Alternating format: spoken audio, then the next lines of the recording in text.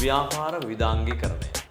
ලෝකයේ ප්‍රධාන පෙළේ කිසිම ව්‍යාපාරයක් තමන්ගේ ව්‍යාපාර කටයුතු එක ශේෂ්ත්‍රයක විතරක් කරගෙන යන්නේ නැහැ. එයාලා තමන්ගේ ව්‍යාපාර විවිධ ශේෂ්ත්‍රයන් වල ව්‍යාප්ත කරනවා. ඒකට එක හේතුවක් තමයි කිසියම් ව්‍යාපාරයකින් එයාලට පාඩුවක් වුණත් වෙනත් ව්‍යාපාරයකින් ලබන ලාභයකින් ඒ පාඩු ලැබු ව්‍යාපාරයේ පාඩුව ආවරණය කරගන්න පුළුවන්. ලංකාවේ වුණත් ප්‍රධාන පෙළේ ව්‍යාපාර ඔය උපක්‍රම අනුගමනය කරනවා. සිනමන් හොටෙල්, එලිෆන්ට් හවුස්, කිල් සුපර්, නේෂන් ට්‍රස්ට් බැංකුව, ඊට අමතරව යුනියන් ඇෂුරන්ස්. දැන් මම මේ කියපු අපේ රටේ තියෙන ප්‍රධාන පෙළේ ව්‍යාපාර ඔක්කොගේම අයිතිකාරයෙක් කෙනෙක්.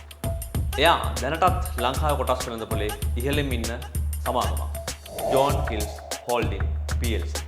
ලංකාවේ ආර්ථිකයට ලොකු දායකත්වයක් ලබා දෙන කම්පැනි එකක් තමයි ජෝන් කීස්ලා කියලා කියන්නේ. බිලියන ගාණක ආදායමක් උපයන වාර්ෂිකව. ඒ වගේම රජයටත් විශාල බදු මුදලක් ගෙවන කම්පැනි එකක් ජෝන් කීල්ස් හෝල්ඩින් කියලා කියන්නේ. මෙන්න මේ වගේ ව්‍යාපාර ලෝකේ රසබර සිදුවීම්, අලුත් සිදුවීම්, වෙනස් සිදුවීම් ප්‍රායෝගිකව ඉගෙන ගන්න අපිත් එක්ක සම්බන්ධ වෙන්න.